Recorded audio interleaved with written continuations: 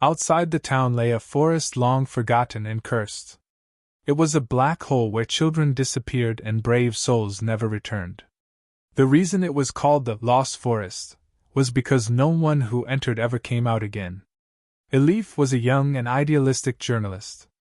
Determined to uncover the mystery of the cursed forest and discover the fate of the missing children, she decided to enter the forest alone. She took only an old flashlight, a notebook, and a camera with her. The townspeople warned her repeatedly. "Don't go into that forest. It's cursed.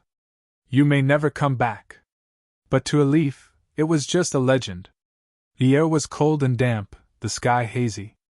When Elif reached the forest's edge, her heart pounded fast.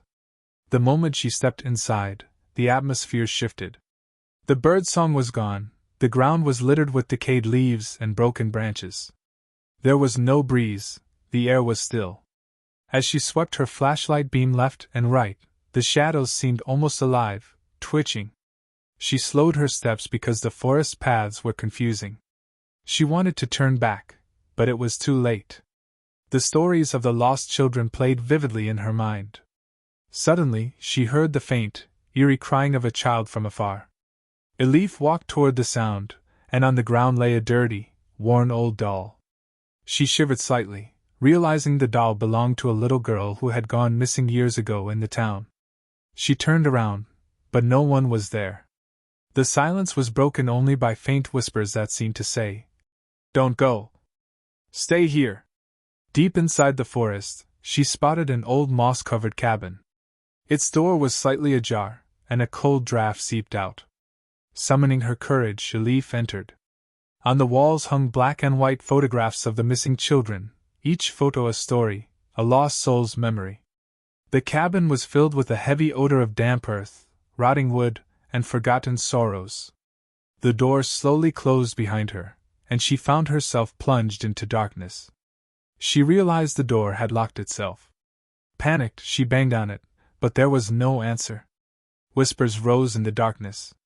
Sounds grew closer, but their source was invisible. Elif struggled to breathe. Her vision dimmed, and a silhouette appeared on the floor.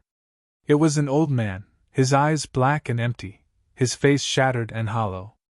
The man spoke in a cold voice. "The forest is ours. It holds the lost souls.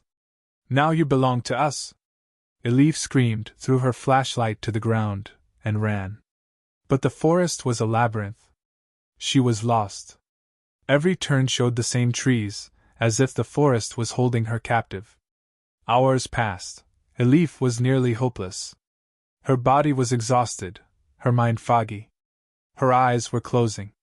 Suddenly, she heard a small child's voice say, "Help me!"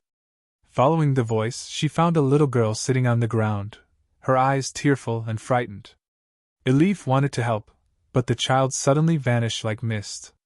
At dawn, the first light filtered through the trees, and Elif found herself at the forest's edge. She held the worn doll, but inside, she felt an indescribable emptiness. When she returned to the town, no one believed her story. But Elif had become a part of the forest. At night, she hears the forest sounds, sees the black-eyed old man and the lost children in the darkness.